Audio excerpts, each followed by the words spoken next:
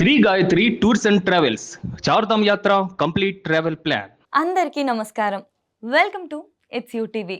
ప్రస్తుతం మనతో పాటు ఉన్నారు ప్రముఖ ఆధ్యాత్మికవేత్త, వాస్తు జ్యోతిష్య పండితులు, అలాగే జ్యోతిష్య రత్న బిరుదాంకితులు శ్రీమతి డాక్టర్ సూరంపూడి భానుకోటేశ్వరి గారు. అమ్మతో మాట్లాడి మనకున్న ధర్మ సందేహాలన్నింటినీ కూడా నివృత్తి చేసుకునే ప్రయత్నం చేద్దాం. నమస్కారం అమ్మ.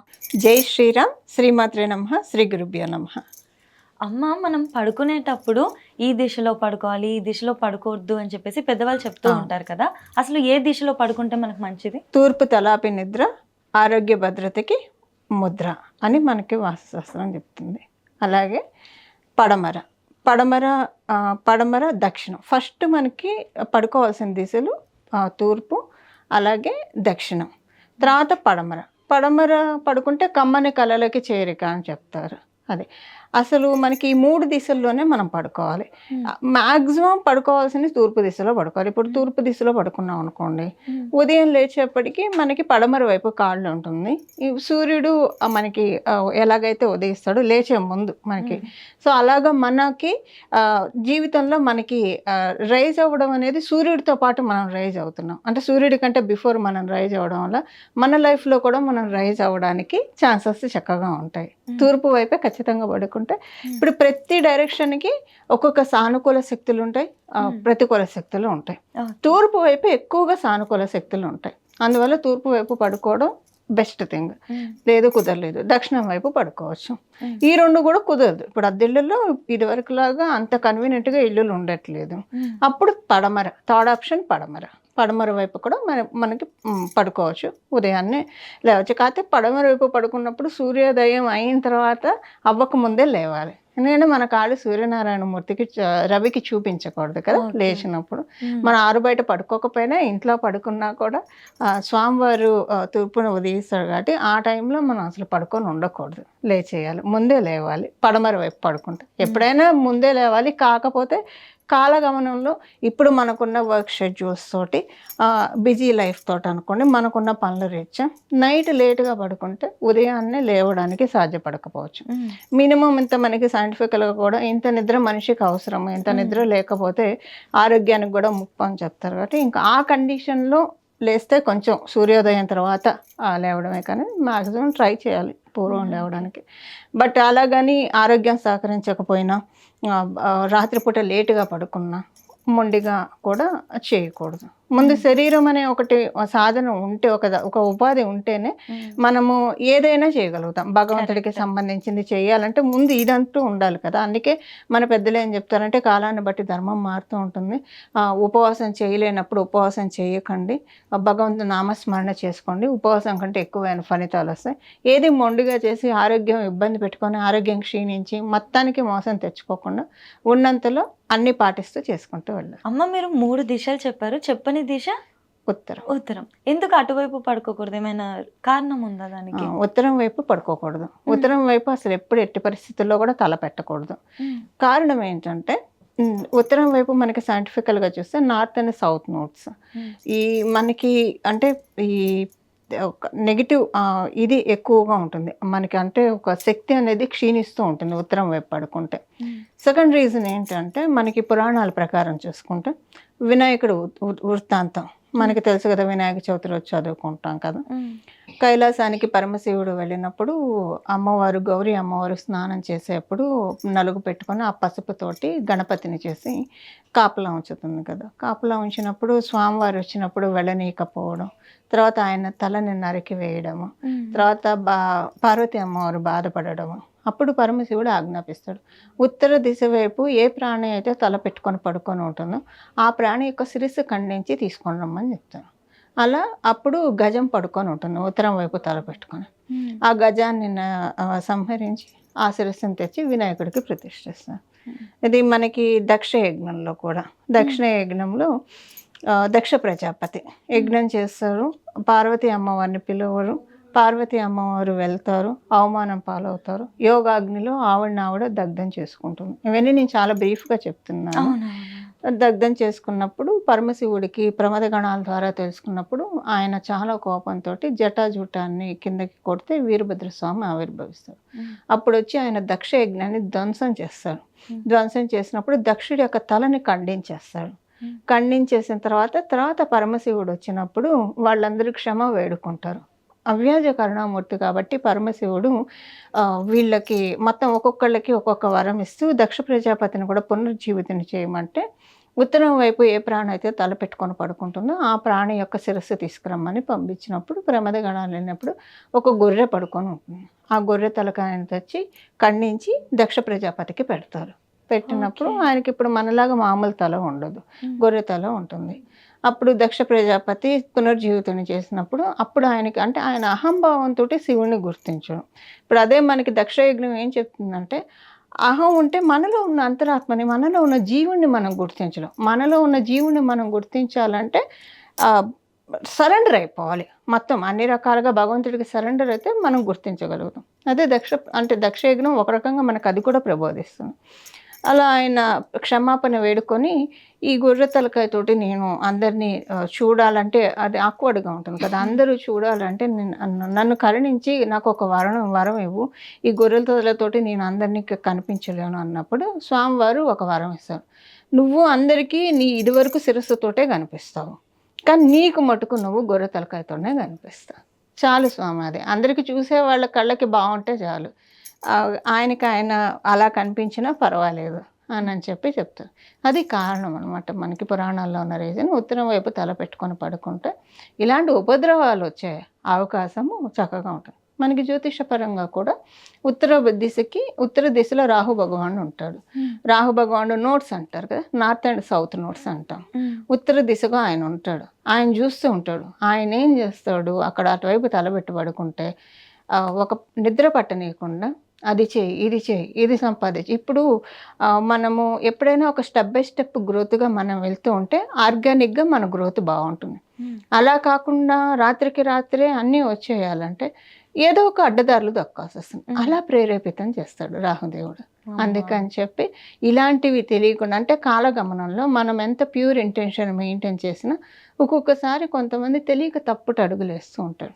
అది ఉత్తరం దిశ వైపు తల పెట్టుకొని పడుకుంటే ఇలాంటి వాటి కంటే ఏది రైట్ ఏది రాంగ్ అనేది కప్పిపోతుంది, ఆయన కమ్మేస్తాడు అనమాట. అందుకని ఉత్తరం దిశ వైపు తల పెట్టుకోకూడదు.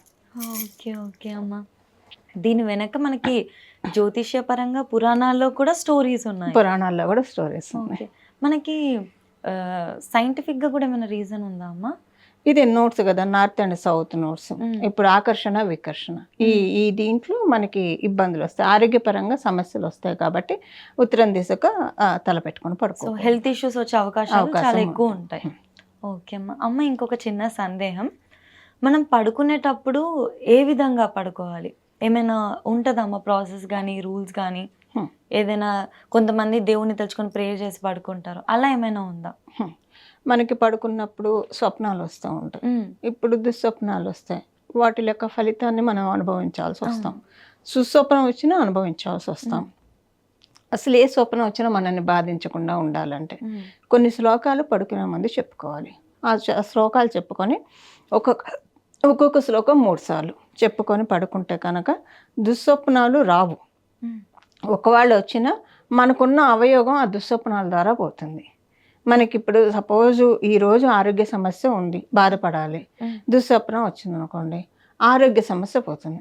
ఈరోజు ఉద్యోగంలో ఏదో సమస్య ఉంది, బాగా బాధపడాలి, దుస్వప్నం దుస్వప్నం ద్వారా అది పరిహారం. ఎప్పుడు మనం ఈ శ్లోకాలు చదువుకొని పడుకుంటే ఎప్పుడైనా సరే పడుకునే ముందు విభూతి ధారణ చేయాలి. మనకి శివపురాణంలో ఉన్న విషయం ఏంటంటే ఇప్పుడు వీ నెవర్ నో కదా, పడుకున్న తర్వాత లేస్తామో లేమో మనకి తెలియదు. ఎప్పుడైనా సరే ఎవరి ముఖం నుదుటి మీద అయితే విభూతి ఉంటుందో యమభటులు వాళ్ళని దరిచేరరు. శివపురాణంలో మనకి ఇది ఉంది, భయపడతారు వాళ్ళు రావడానికి. సో మనకి ఆఫ్టర్ డిపార్చర్ కూడా లైఫ్ బాగుండాలంటే అది ఇప్పుడు నేను ఇప్పుడు ఇది అన్నిటికీ నీ విభూతి పెట్టుకుంటే ఇది అవుతున్నాను కదా, అసలు పెట్టుకుంటే మంచిది. విభూతి పెట్టుకుంటే అలా రాకుండా ఆయన మార్కండేయుడికి పూర్ణాయుర్ధాయాన్ని ఇచ్చారు. అపమృత్యు దోషాలు ఉంటే అపమృత్యు దోషాలతోటి మనం బారిన పడకుండా ఉండడానికి విభూతి మనకి రక్షణ ఇస్తుంది.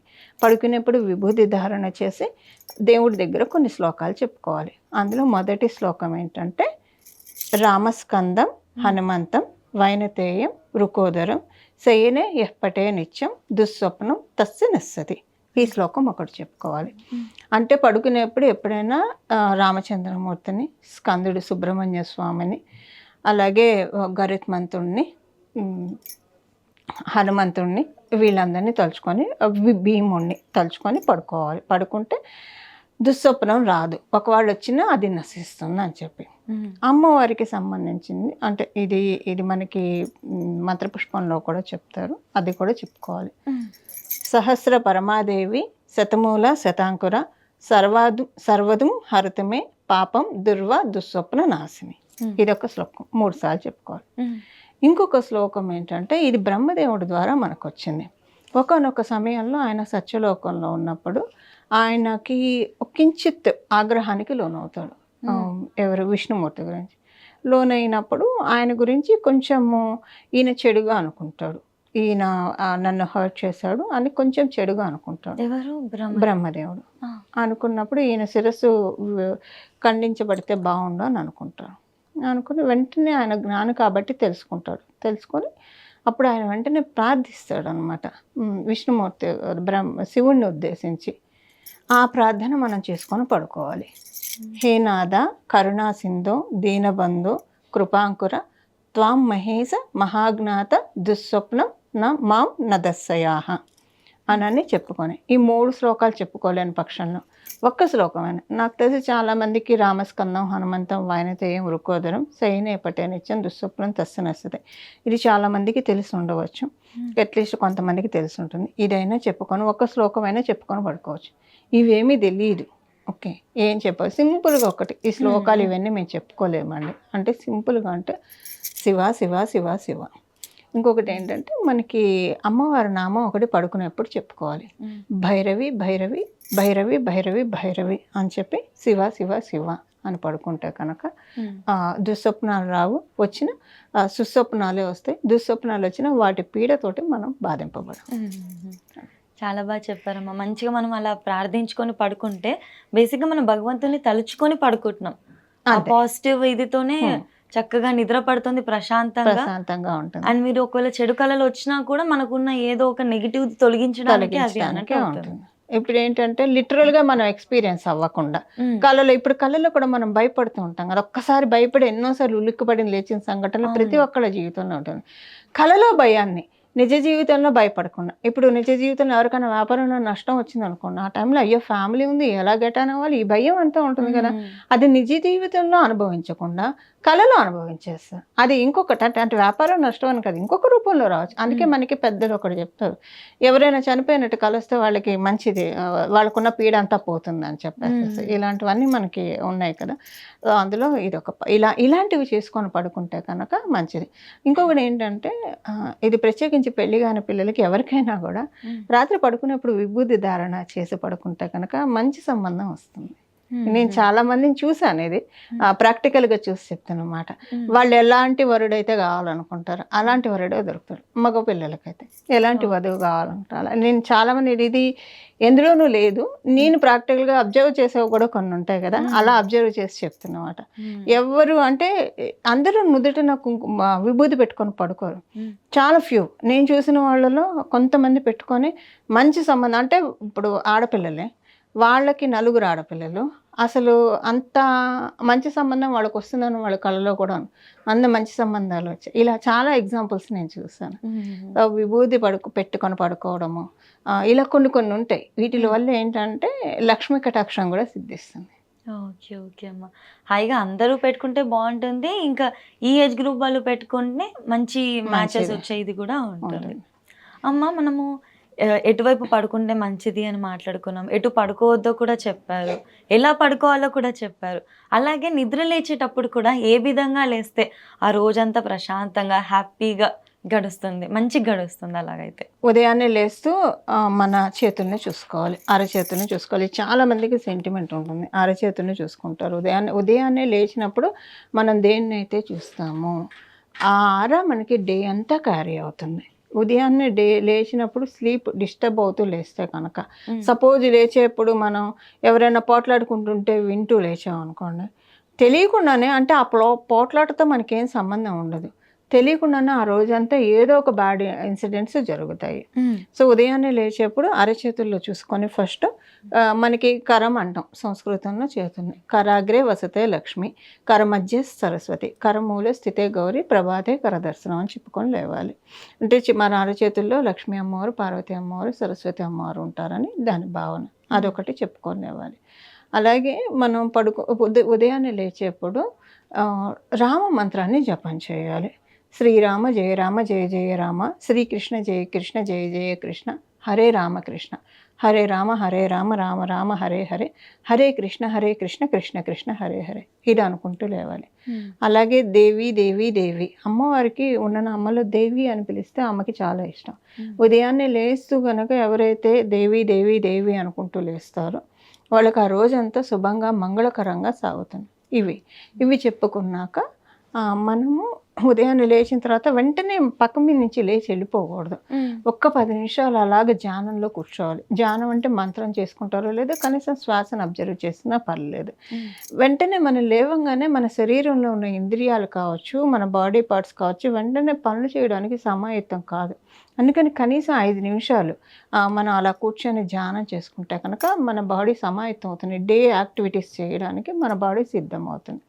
ఇదే క్రమంలో ఈ చెయ్యి ఇక్కడ పెట్టుకొని వందే గురు పదద్వందం, వందే గురు పదద్వందం, వందే గురు పదద్వందం అని చెప్పి భగవంతుడికి, మనకి గురువు యొక్క పాదాలు ఇక్కడ ఉంటాయి. ఉమ్, అందుకని మనం దండం పెట్టినట్టు ఉదయాన్నే లేస్తూనే ఒక పుష్పం మనకి గురువు యొక్క పాదాల ముందు సమర్పించినట్టు. ఉమ్, అలాగే మంచం దిగి కాలు కింద పెట్టేప్పుడు సముద్ర వసనే దేవి, పర్వత స్థన మండలే, విష్ణుపత్ని నమస్తుభ్యం, పాదస్వస్సం క్షమస్సవే అని చెప్పి ఈ శ్లోకం చెప్పుకొని అమ్మవారికి దండం పెట్టుకొని అప్పుడు లేచి మన లేవంగానే కుంకుమ బొట్టు పెట్టుకుంటే మొహం మీద పెట్టుకొని దేవుడి గదికి వెళ్ళి దేవుని చూడడం. తర్వాత చూసేది పూలను, పాలను, పళ్ళను లేదా అద్దంనన్నా చూడొచ్చు. చూస్తే ఆ రోజంతా మనకి శుభకరంగా మంగళప్రదంగా సాగుతుంది.